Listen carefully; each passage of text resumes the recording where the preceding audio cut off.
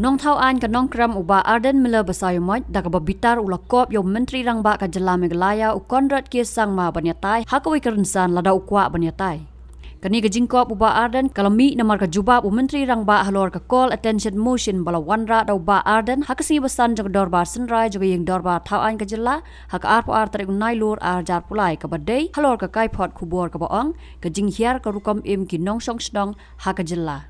Menteri rangba uloong bagajing keno baya ka sarkar la penyat deki katu kat ni Kyrwoh shimat kadai ka baom la ban pediang bat ha katai ka por Bah Ardent ula yang ban rat ka point of order bat ong ban jubab ya ka call attention ban yatai. Sir, I beg to call the attention of the Chief Minister under Rule 54 Clause 1 of the Rules of Procedure and Conduct of Business to the news item published in the Shillong Times dated 20th August 2023 under the caption Living Standards in Meghalaya Lowest the Data.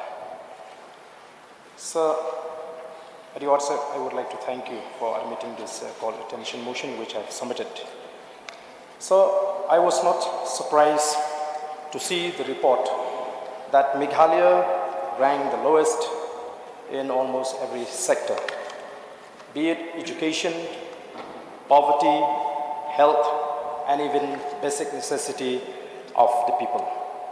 So, the MDA government had announced that it will make Meghalaya a $10 billion economy. However, sir, that will remain to be a distant dream for the government of the day.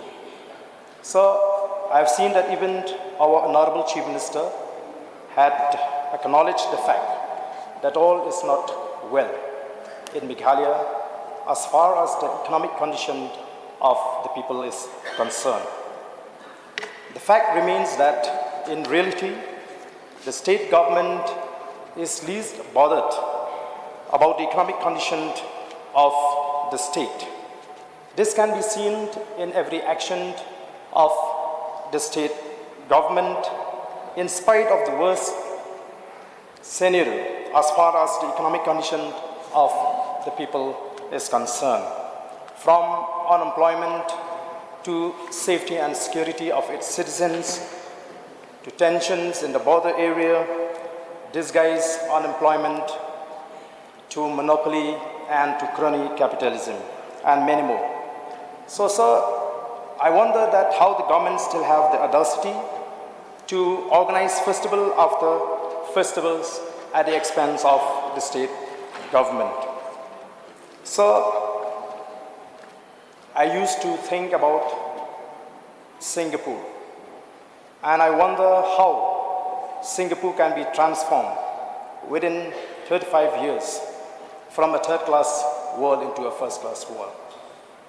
And I remember what the founder of this country, Lee Kuan Yew, when he said that we cannot afford to forget that public order, personal security, economic, social progress, and prosperity are not the natural order of things.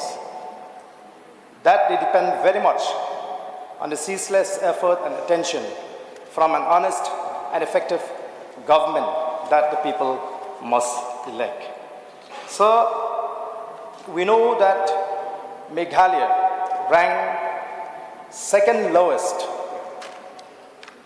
among the Indian states as far as the per capita income is concerned. So I would like to ask a question. Are all ministers in the MDA government covered with thick skin and have a stone heart?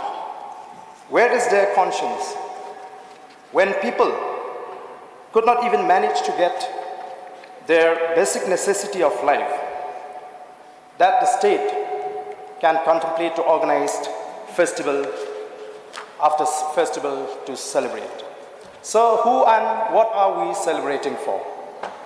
Therefore, sir, I strongly demand from the government to stop all kinds of festivals for the sake of our poor people and as a matter of respect for them. So this is my short submission, sir, because we can understand that the attempt of the government to organize these festivals is only to divert the attention from the real issues. With this few words, sir, I resume my seat. May I request Chief Minister to reply, please? Mr. Speaker, sir, at the very outset, I would like to appreciate the Honourable Member from Nong Prem, Shri Ardent for having moved this important calling attention motion. Sir, in the news article, there was a reference to a publication in India Today, dated 18th of August 2023, under the heading India's Decade of Disparity, a deep dive into NASA's latest poverty index.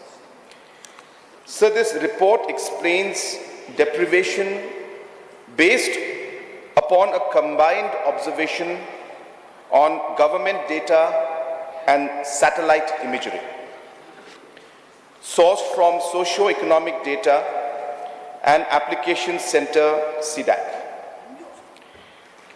A global graded relative deprivation index, GGRDI, has been created using the following indicators: child dependency ratio, infant mortality rate, sub-national human development index, built-up areas, VIIRS, nighttime light intensity and slopes.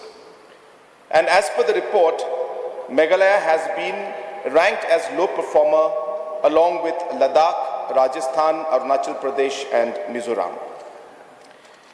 In this report, CDAC combines a set of socio-economic data with satellite imagery and interprets the data by putting higher weightage of 60% to the satellite imagery components.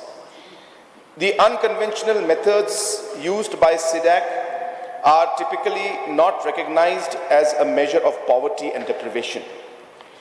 In fact, sir, in its disclaimer, CDAC itself admits the inconclusive nature of these indicators on the grounds that the report doesn't provide a measure of absolute poverty. So, sir, the people who have come out with this report have put a disclaimer saying that they are admitting the inconclusive nature of these indicators on the grounds. It also says that relationship between built-up area and deprivation is debatable, as input data sets are from various sources with different methods, which leads to inaccuracy. So, sir, the concerned agencies themselves are agreeing that the information that they have is inconclusive and that the data and the conclusion is also debatable and inaccuracy could also be there. So they are already admitting it, sir.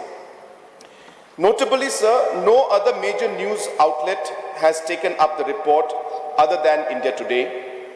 States and union territories with lower population densities such as Ladakh, Mizoram, Arunachal Pradesh, Rajasthan and Meghalaya, Rajasthan because of the high desert areas that are there, have been ranked lower in the report. Urbanized states with higher population density like Chandigarh and Delhi NCR have fared better. Looking through the lens of CDAC parameters, the spectrum of light emitted from industrial activities like mining, plants and factories, city lights translate to economic prosperity of the region. Considering these limitations, the ranking on the global graded relative deprivation index cannot be taken as completely reliable measures of socio-economic deprivation, and hence it is not an accurate reflection of the living standards in the state, as has also been mentioned and a disclaimer has been put by the authorities that have brought out this report. But sir, in spite of that, sir, there is a need to improve on a number of socio-economic and sustainable goals.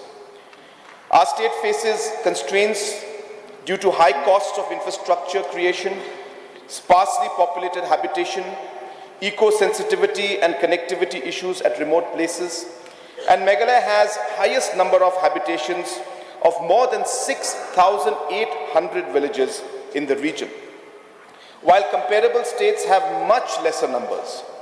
For instance, Nagaland has 1,282 villages.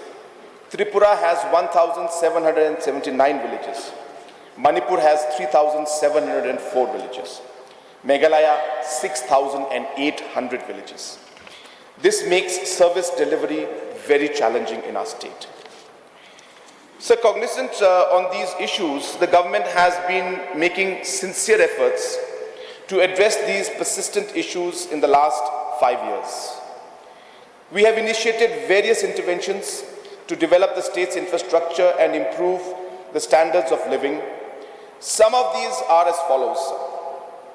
So in the last 4 years, we have been able to connect 3,70,000 households with functional tap water connections from a mere 4,550, which was done in the last 50 years.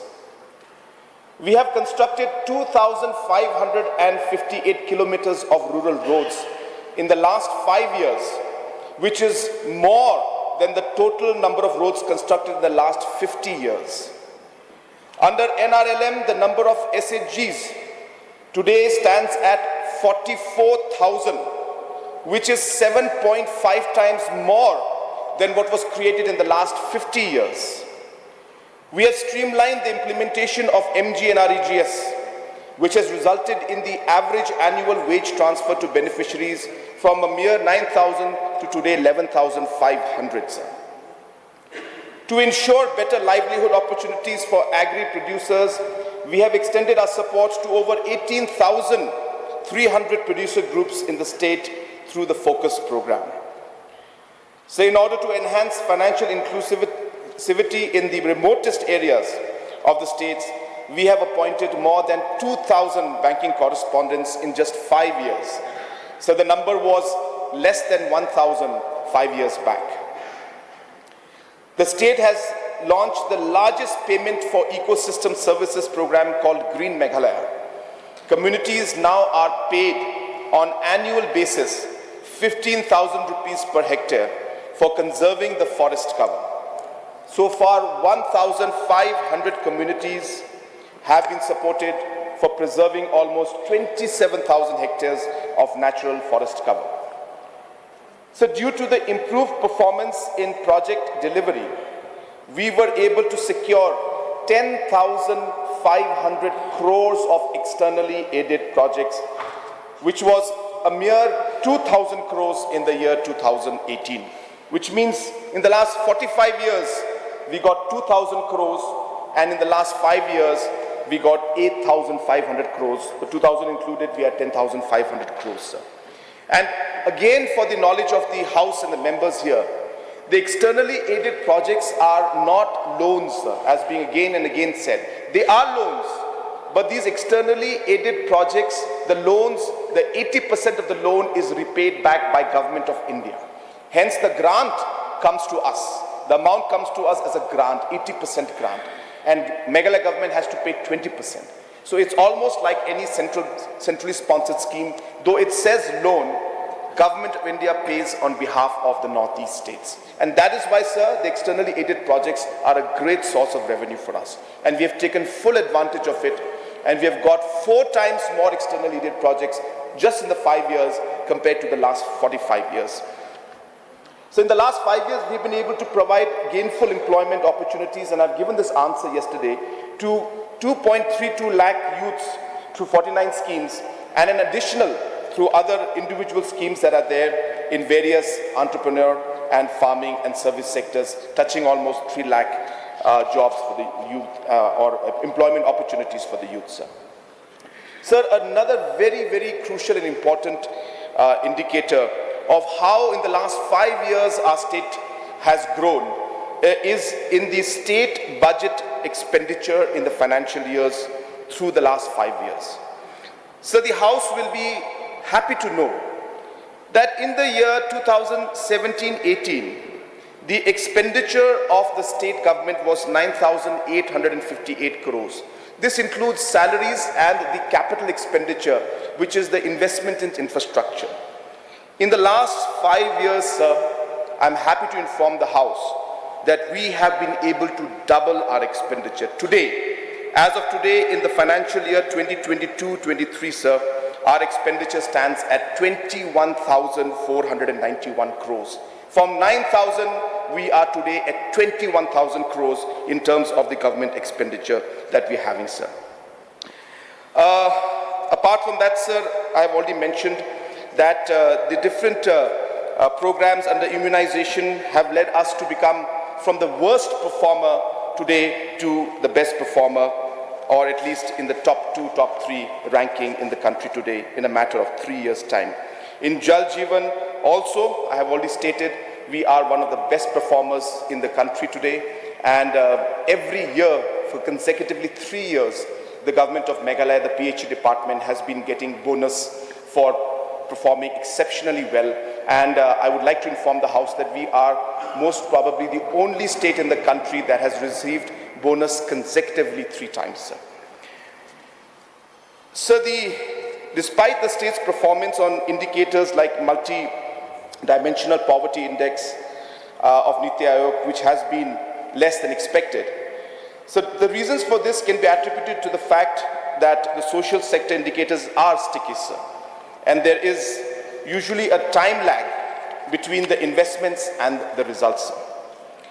So secondly, most of the data of the NFHS5, which was a report that came out sometime back from Niti Aayog, so that data was collected in 2019.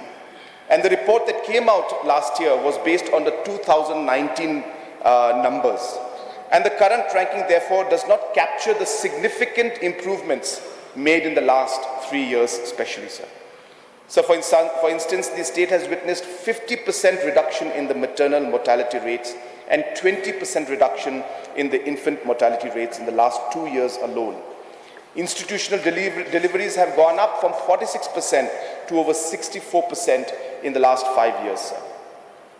Sir, the government has faced a lot of challenges. And if you look at the history of Meghalaya, sir, it has been very, very complicated. Apart from the political instability that the state has gone through, which is because of continuous governments changing, there has not been a stability in policy making.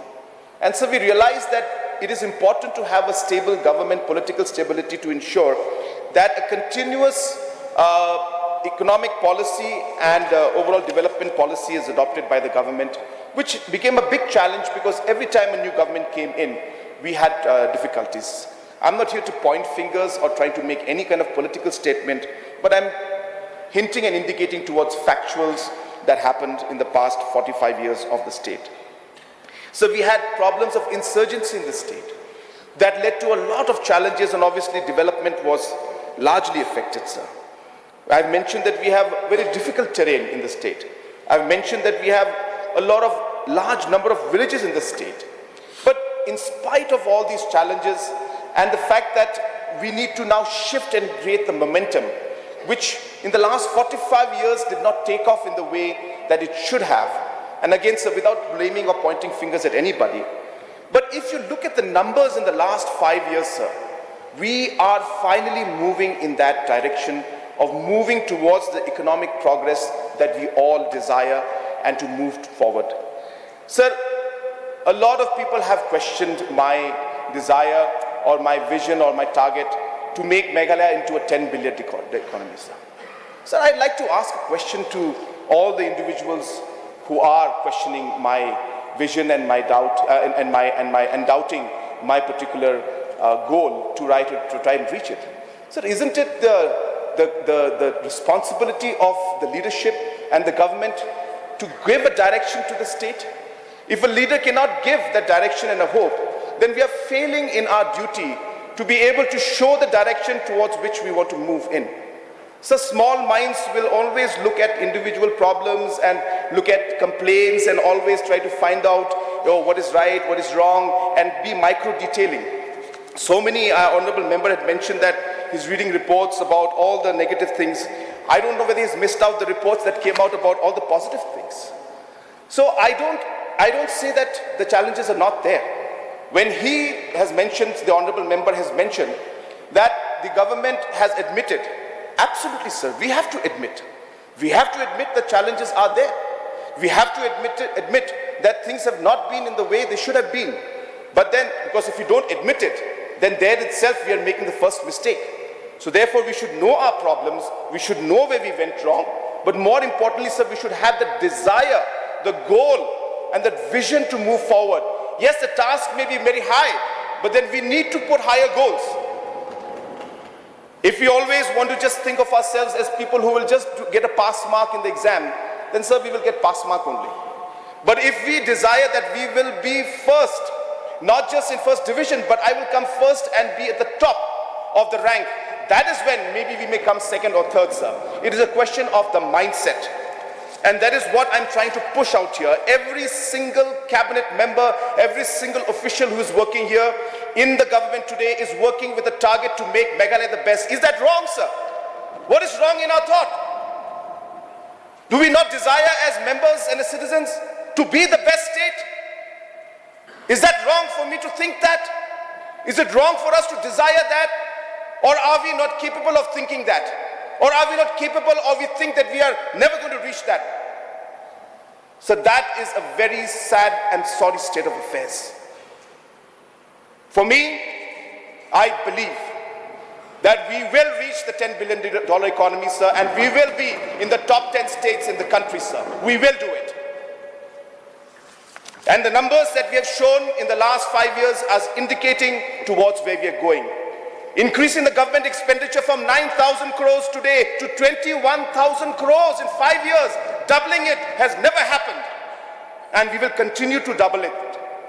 Again, sir, challenges will be there. I don't doubt that. Challenges will be there, they were there.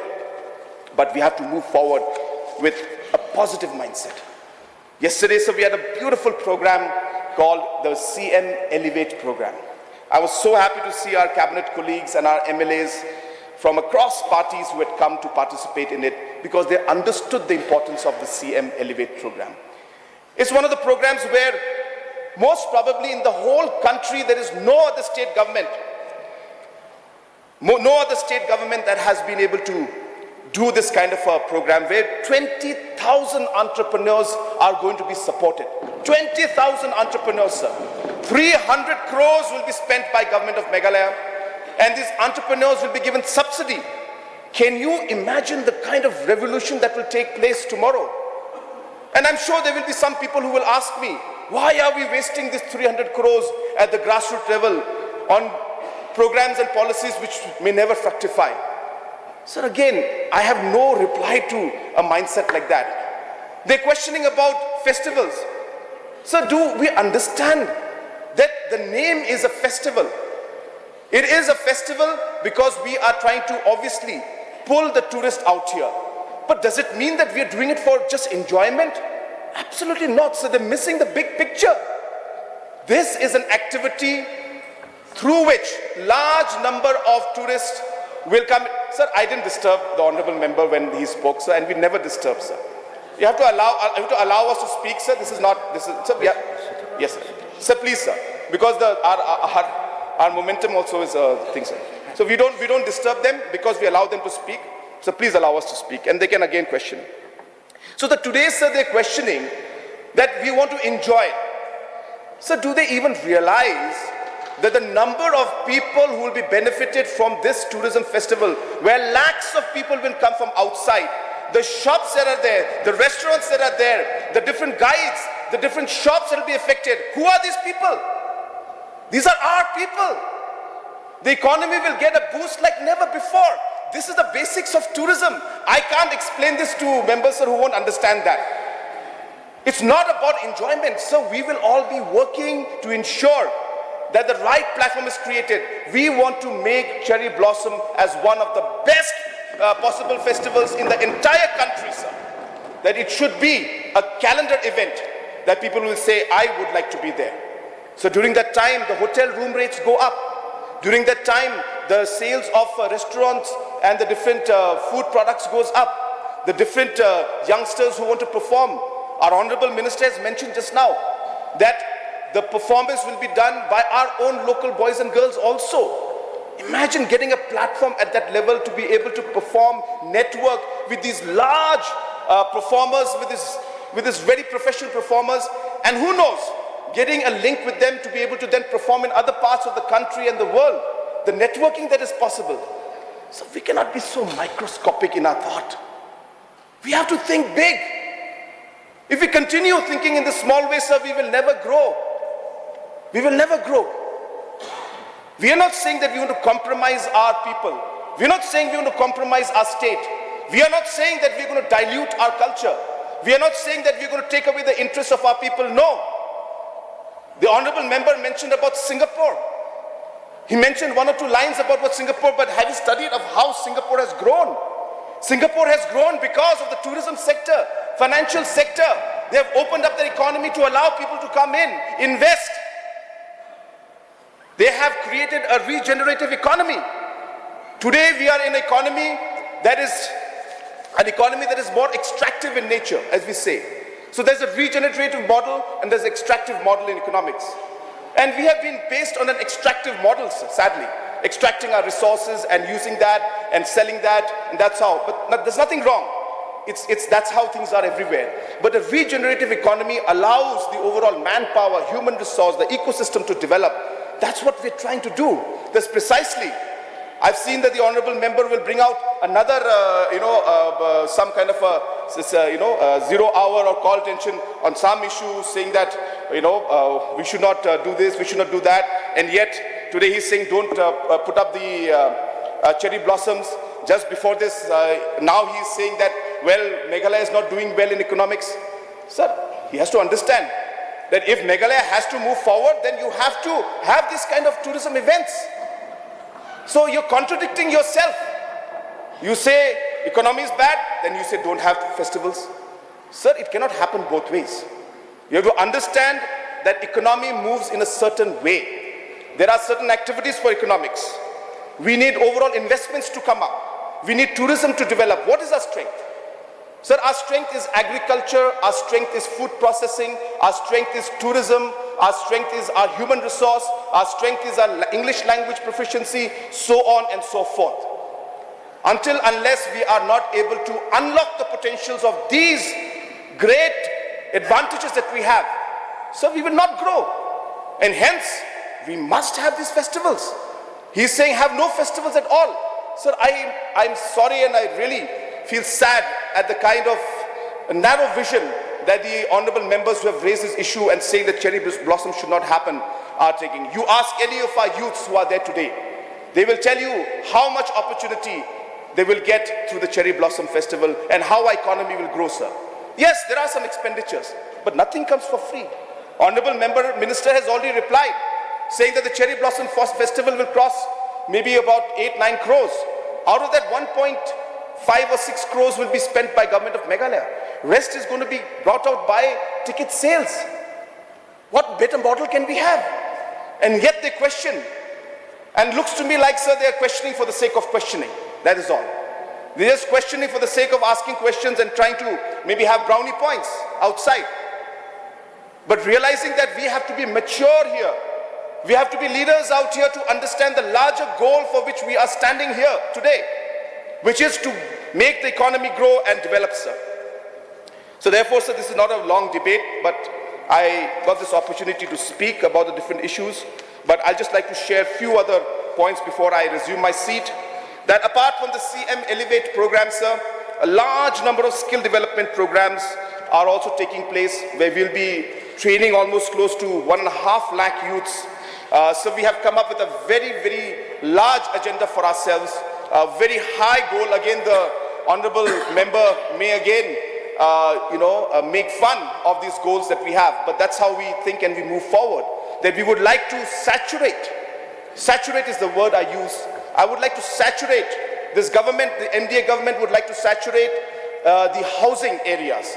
Make sure that every single household or family should get a house, whether it's through PMAY scheme or through other schemes. We would like to see that every village is connected, saturate so that every village is connected either through a motorable road or at least through some suspension bridge or some kind of footpath. We would like to see that every village has got internet connectivity in the coming years, at least in this next 5 years. We'd like to see that every village and every household has got water connectivity. We'd like to see that every village and every household should have power connectivity. So these are big targets that we have set. And let me assure the House, sir, we will do everything in our capacity to achieve this goal, sir. So today, we are also going forward with a very, very important agenda, which is to ensure that public service delivery improves. Sir, I've already informed the House, and I would like to once again remind the House that in the next 2 to 3 months, we are starting a very ambitious program where over 6,800 volunteers will be selected and placed in every village as a representative of the state government to be able to provide the services that they want at the doorstep. This volunteer-based network will be connected through a software and through a call center where before the individual can even complain that the transformer has gone, the volunteer will update the information to us. It will be a very strong intelligence as well as a very strong service delivery and overall monitoring mechanism so that we can ensure that the services and the kind of development that is meant for the villages is reaching the village. So therefore, sir, this is a very important CM Connect is what we're calling it. We'll be starting this program very soon. So sir, I do apologize to the members for having taken up a lot of time, but I thought that it would be appropriate for me to speak about the different points that have been raised throughout this session and give a reply to all those factors. And sir, again, as I mentioned, sir, we are not saying that issues and problems are not there. It is there, sir. We know that challenges are there because last 50 years we have faced it without blaming anybody. But then we need to have that determination in our hearts and in our minds that we will make sure that we change that. And that starts with a vision and a goal and moves forward with teamwork. Today, there are certain members who talk about certain government being run by certain individuals. Sir, no government is run by any individual, sir. It is a teamwork. We believe in teamwork, sir. I cannot do things alone. Honorable Deputy Chief Ministers who are here, they have a responsibility. If they don't work, things will not happen. They are part of the team. It's not run by one individual. And as far as I know, the Chief Minister is Sangma, the Deputy Chief Minister is Tinsong, and the Deputy Chief Minister from Gentia Hills is Mr. Dha. So therefore, sir, let's not make this kind of allegations and remarks which are really very, very petty, sir. Sir, I have not disturbed the honourable member, sir. He'll have his chance. On the Rule 300, sir, point of order, sir. I raise a point of order. Sir, Rule 54, whenever we submit for a call attention, sir, and Rule 54.2, there shall be no debate on such statement at the time it is made. So, sir, do you allow to have a debate? If you allow, then we will debate. I'm ready to debate for you, with you, sir. It doesn't mean that you'll take advantage of this call attention and express what you feel only. We have. When you talk about the mindset, we know what is the mindset. There is a difference between the mindset of a tribal and the mindset of those who have been upbringing outside the state, sir. So when you want to talk about mindset, let us talk about the mindset. What kind of mindset you are talking? You think just because we raise issues concerning the state that we are narrow-minded? Honorable member, please. Don't try to insinuate. Don't try to insinuate. Because you speak straight to the call attention. Address the point that I've raised in the call attention. If you want to debate, let us have another platform to debate, sir. You can extend the house. Yes, already. Can we allow you to just speak alone? Please stop. Please stop. Deputy Speaker, sir, So may I be allowed to finish point my of reply, order. sir? I am raising a point of order under Rule 300 in respect of Rule 54.1 of Rules of Procedure and Conduct of Business. I think the content of this very rule is itself self-explanatory. We have seen very often the Chief Minister standing on his feet, raising point of order, advising the members of this August House, to ensure that we take cognizance of essence of time. The same applies to everybody. And the rule is specific. The minister in charge will make a brief statement on it. Nothing beyond that. Therefore, Mr. Deputy Speaker, sir, let us go by the rules. Yeah. We are privileged to have lots of new members, so they will follow what we. Therefore, we should lead by example. There is one part, and another, Mr. Speaker, sir, another point of order. Yeah, I think that's Under Rule 300, pertaining to 151,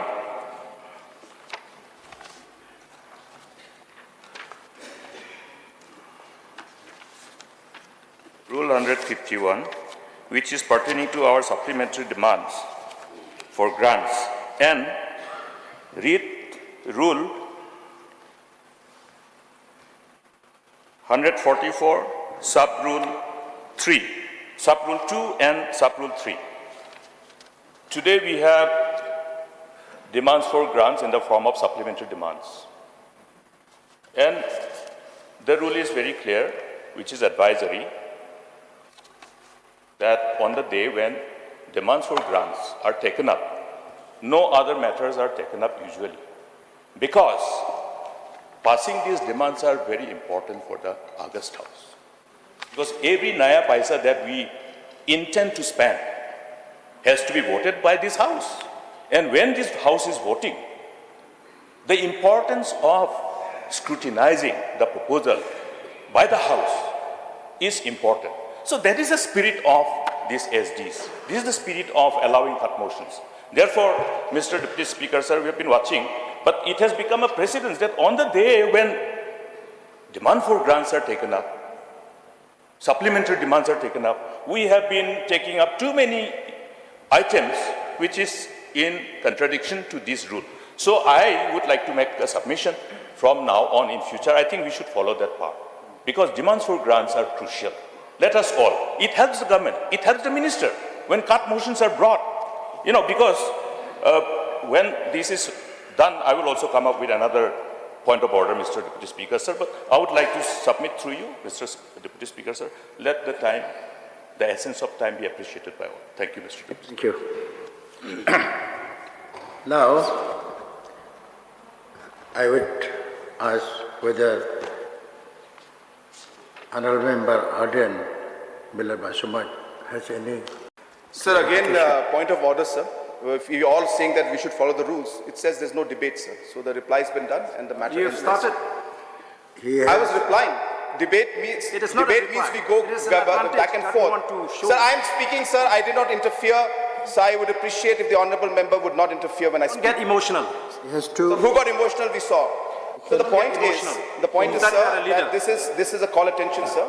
And I would request that since the already reply's been done, so we can move forward, sir, is what I would urge you, sir. He can seek one clarification if he is willing to. If you have any. So I don't want to ask any clarification. Okay. I've understood the mind of the Chief Minister. Thank you. I'm ready to debate with him one day, sir. Thank you.